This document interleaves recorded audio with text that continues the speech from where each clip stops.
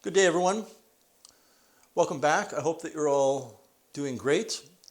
What we're going to be looking at doing in the next two lessons is finishing off the final unit of Math 10 Combined, which deals with linear systems of equations. You've already learned how to solve a system of equations graphically. And a reminder, when you're solving a system of linear equations, you're finding a value for each of the two variables that make each of the two equations true. So if you claim that x equals 1, y equals 3 makes a system true, that means when you put 1 in for x and 3 in for y, it makes each equation true. And we have learned that to find those numbers, what you could do is graph each of the two equations and find the point of intersection. And that point of intersection is an x and a y coordinate that make each equation true. What we're looking at doing now for the last two lessons of the unit is using an algebraic approach. And there's two methods we can use. We can use substitution, which we're going to deal with today, or we can use elimination, which we will learn about in the next lesson. Although you can solve systems of linear equations graphically, it's not always the best approach. This is for a number of reasons. Sometimes it won't work, particularly at higher levels in math, grade 11 or 12. Sometimes, even though it will work, it becomes so complicated that you'd rather not do it that way. And it turns out that in those cases, algebraic approaches are easier.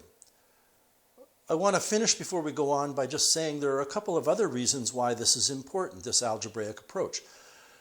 One is, for those of you that are always asking, yes, you are expected to know how to do this for an exam. So I may give you a written response question on the final exam maybe that has a problem where you're expected to solve it algebraically.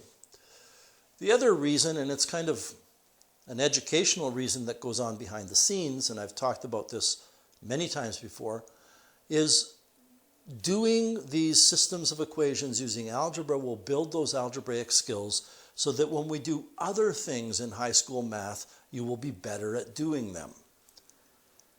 So that's kind of the reasons why we do algebraic solutions to these types of problems. Once again, we're going to be looking at substitution today, and we're going to dive into some examples. Solve each system.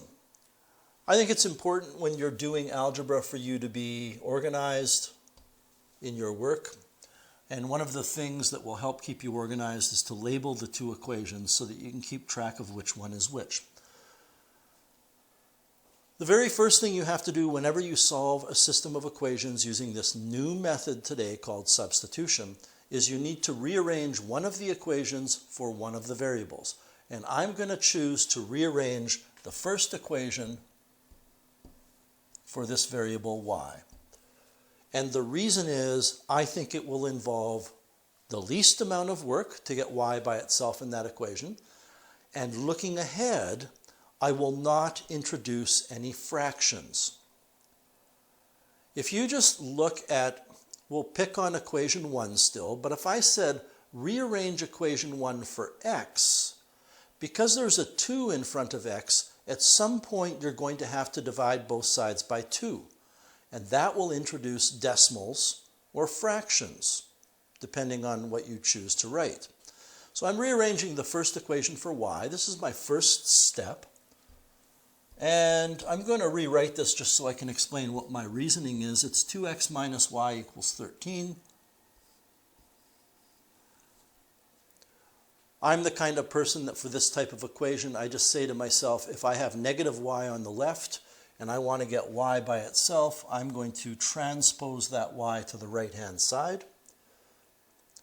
The 13 has to move out of the way, so I'm going to transpose the 13 to the left-hand side, and I end up with 2x minus 13 is equal to y. Transposition is that kind of shortcut to things where if you have a term in an equation on one side, you can move it to the other side by changing it from negative to positive or from positive to negative. So the y was negative on the left, I moved it to the right to make it positive. The 13 was positive, I moved it to the left to make it negative. Now, some of you may choose to instead show all of the steps on paper. You might write 2x minus y equals 13, and then say to yourself, I am going to add y to both sides.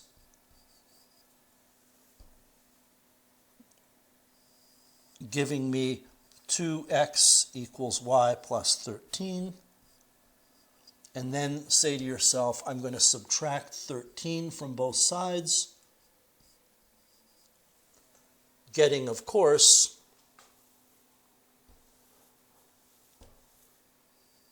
the equation that I have over here, which is 2x minus 13 is equal to y.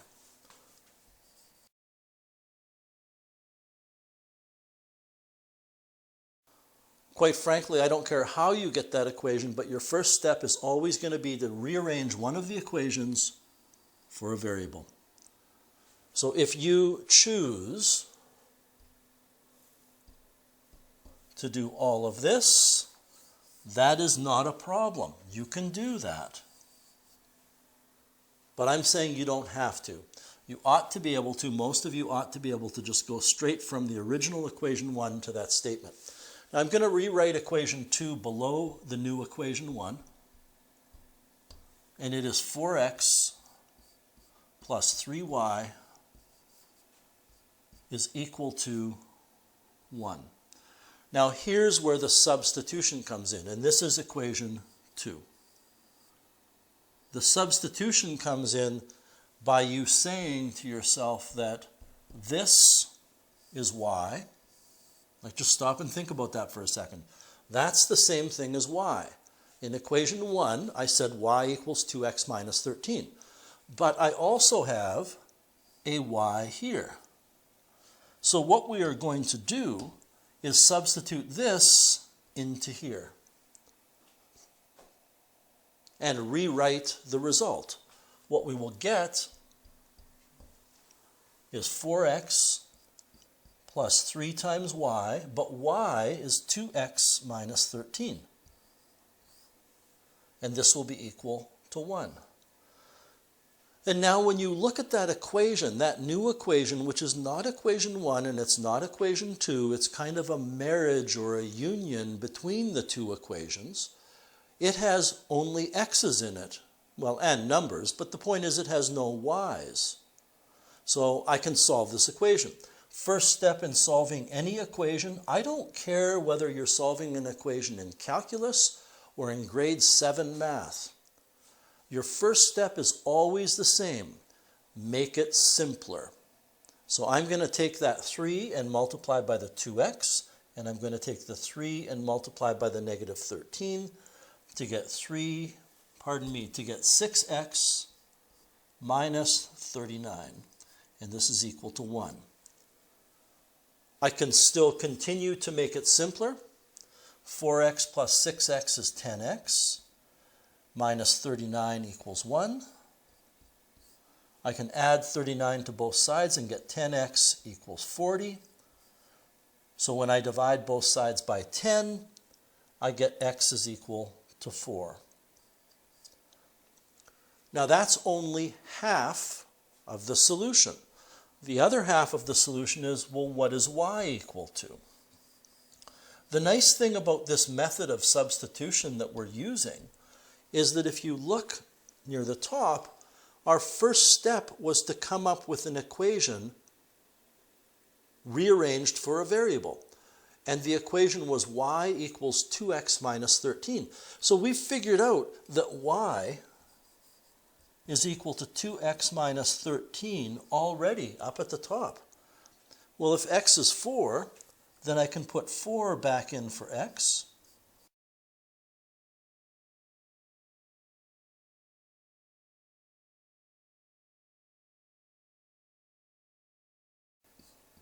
Which means y is equal to negative 5. Now let me rewrite the two equations. The original two equations were 2x minus y equals, I believe, 13. And then we had 4x plus 3y is equal to 1.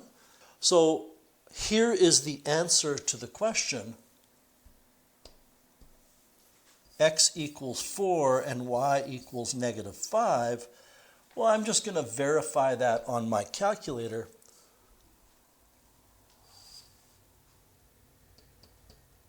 I'm going to take 2 times x, that's 2 times 4. So I'm just putting x and y into the first equation on the left, and then I'm going to subtract y, which is negative 5, and I get 13. So equation 1 works with these two numbers. What about equation 2? Well, 4 times x, which is 4, plus 3 times y, which is negative 5, gives me 1. So this is, in fact, the solution. The solution to this system of equations is this set of numbers. And that means if you would have rearranged each equation for y and graphed the two equations, they would have intersected at 4, negative 5. Second example. So step 1 is to rearrange an equation for a variable. I think it's pretty obvious that since one of the equations has 1x in it, that is the equation you should rearrange, and you should be rearranging for x. Rearranging equation 1 for x is child's play. You're going to subtract 6y from both sides. I don't think you need to show any work for that, but if you want to write minus 6y on the left and minus 6y on the right, feel free. That is the new equation 1. Equation 2 should be rewritten. 3x minus 2y equals negative 23. This is equation 2. And we've rearranged the first equation for x, so we know that x is the same as negative 6y plus 9. And over here we have an x. So what we are going to do is change that x to 6y plus 9. This is why it's called substitution. What happens? We rewrite now the second equation, but instead of having an x, we put negative 6y plus 9. Don't forget that part. I just want to make sure that you are clear on this. This part here is only the 3x. We still have minus 2y equals negative 23. So we simplify this equation first. I take the 3 times the negative 6y and the 3 times the 9, which gives me negative 18y plus 27. Then we have the minus 2y and equals negative 23. I can combine the two y's to get negative 20y plus 27 equals negative 23. I can then subtract 27 from both sides and get negative 20y equals negative 50.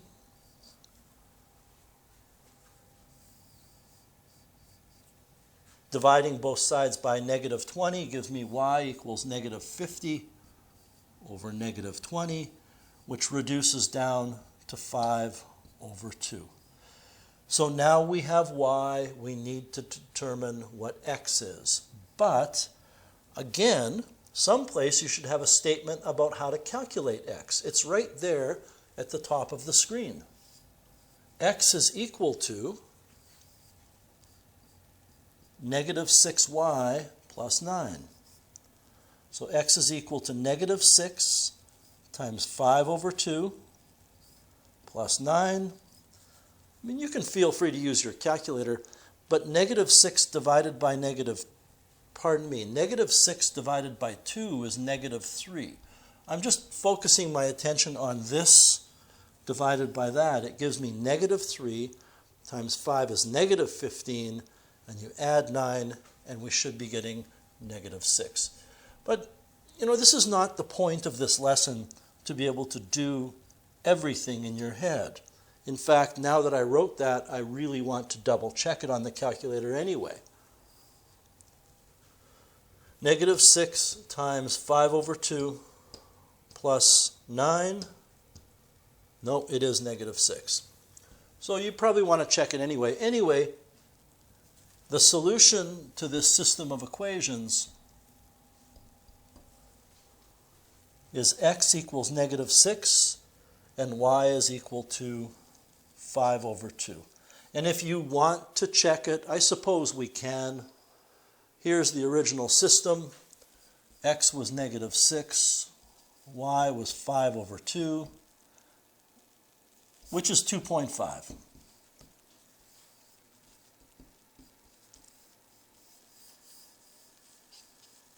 Five divided by 2 happens to be 2.5. So I just did that so that I can use my calculator with decimals and not have to worry about dividing anything. So equation 1 is x, which is 2.5. No, x is negative 6 plus 6y, 6 times 2.5 gives me 9. My second equation is 3 times x, which is 3 times negative 6, minus 2 times y, which is 2.5, should give me negative 23, and it does. I don't think we're going to check all of them, but I'm just pointing out that this is working. And even though one of our answers is a decimal, I think the amount of work here in terms of time is less than rearranging both equations for y and putting them into your calculator. Let's try the next one. I think it's obvious, you'll have to give it some thought on your own, that rearranging the second equation for y is the simplest plan of attack. So equation 2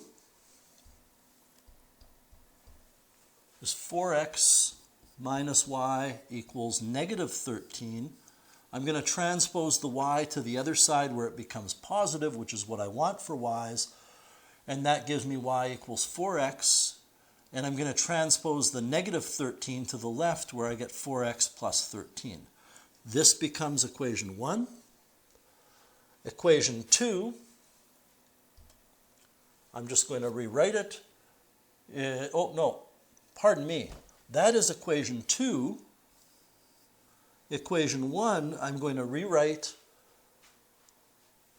below it. It's 2x plus 3y minus 11 equals 0. And what I am going to do is my substitution now. That this is what y is equal to. And here is a y. So I'm simply going to substitute in where that y is 4x plus 13. So this equation 1 now becomes 2x plus 3y, but y is 4x plus 13 minus 11 equals 0. And we solve that equation for x. I can simplify this. I have to distribute that 3 with multiplication, giving me 2x plus 12x plus 3 times 13 is 39 minus 11 equals 0. Continue to simplify. 2x and 12x is 14x. 39 minus 11 is 28. This is equal to 0. Two-step junior high-ish kind of question. Subtract 28 from both sides first to get 14x equals negative 28. Divide both sides by 14 to get x by itself, and you'll get negative 28 over 14, which reduces to negative 2. To find y someplace, and it will always be near the beginning of your work, you will have a new equation that says y is equal to something. And it's right there at the top of the screen. Y is equal to 4x plus 13.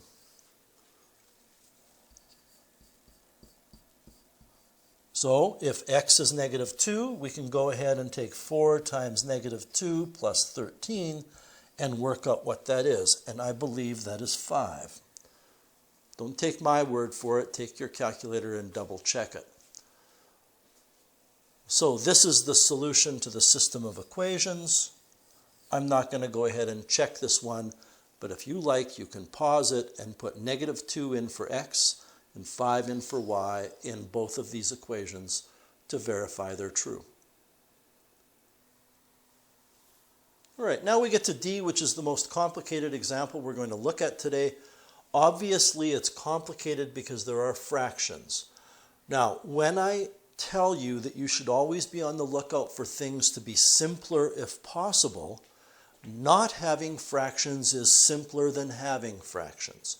So when I have x over 3 minus y over 2 minus 2 equals 0, these two things are troublemakers. They are causing difficulty for us. So we're going to get rid of them, and I want to show you how. We're going to rewrite the equation. It's x over 3. You're going to leave a little bit of space there because we're going to write something else in, and then we have minus y over 2, and we're going to leave some more space. Then we have minus 2, and when you write the minus 2, do me a favor and write it as minus 2 over 1.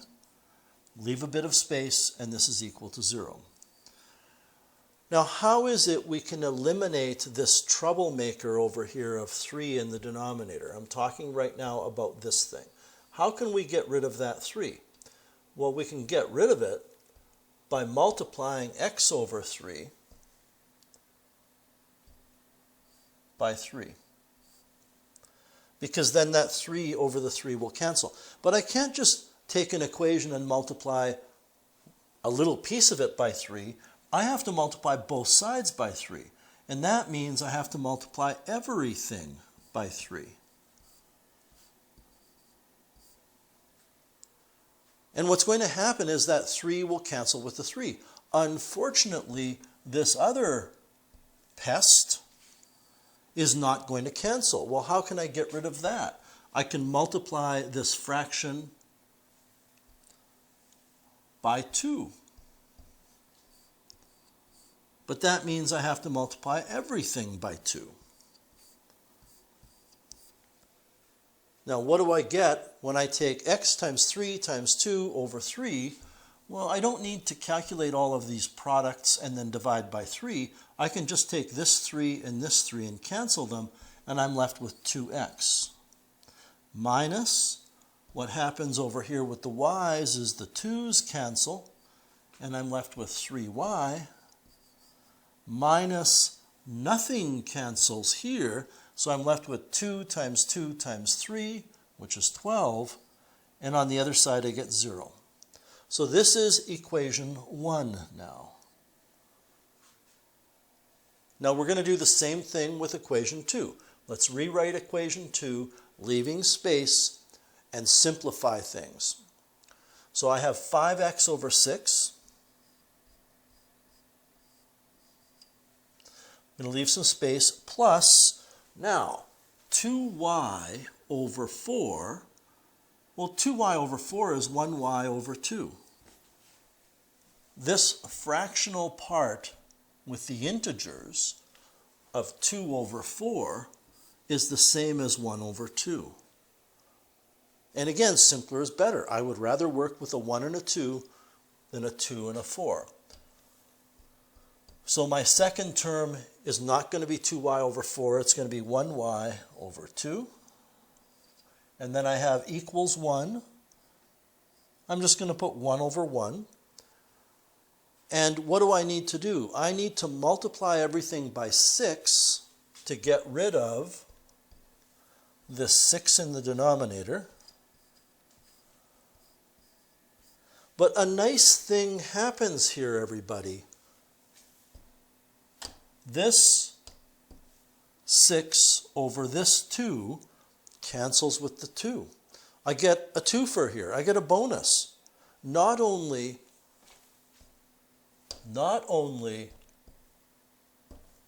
do these cancel, but the 6 over 2 cancels, leaving us with 3. So what we have then is 5x plus 3y equals 6. And this is equation 2. And now we're ready to do substitution. But I want to stop us here and note that neither of these equations is really suited for substitution. Because if I were to rearrange the top equation for y, or the bottom equation for y, or the top for x, or the bottom for x, I'm going to get a mess. Because, go back to A, in A there was an equation that had just a single y. In B there was an equation that had a single x. In C there was a single y. If we look ahead at E, there's a single y somewhere. So this is not a system of equations that you would use using substitution. It is a system of equations that you would solve using elimination. And I want to come back to this one in the next lesson. I will copy exactly what we have into the next lesson, and I will tell you that solving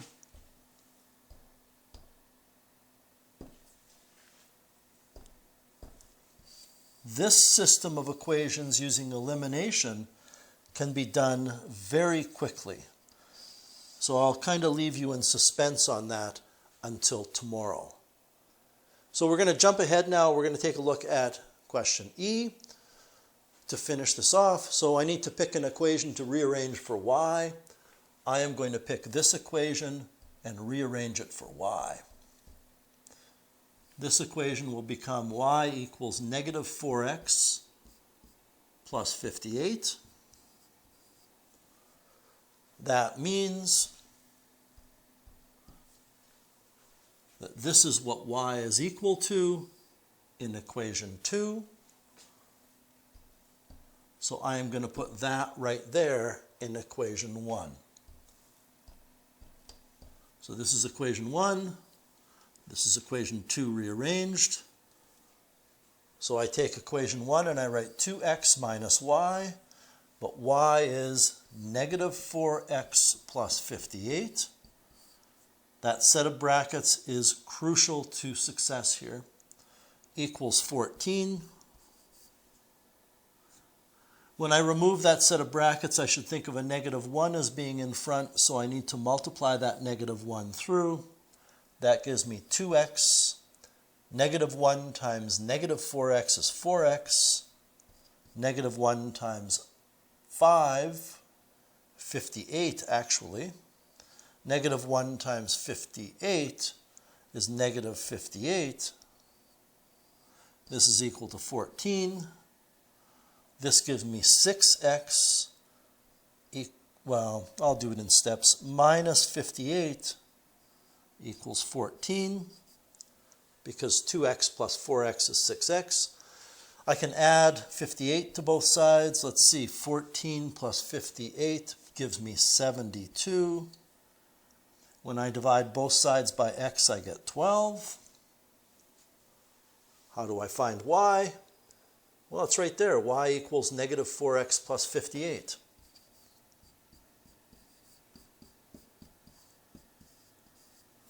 So y will be negative 4 times 12 plus 58.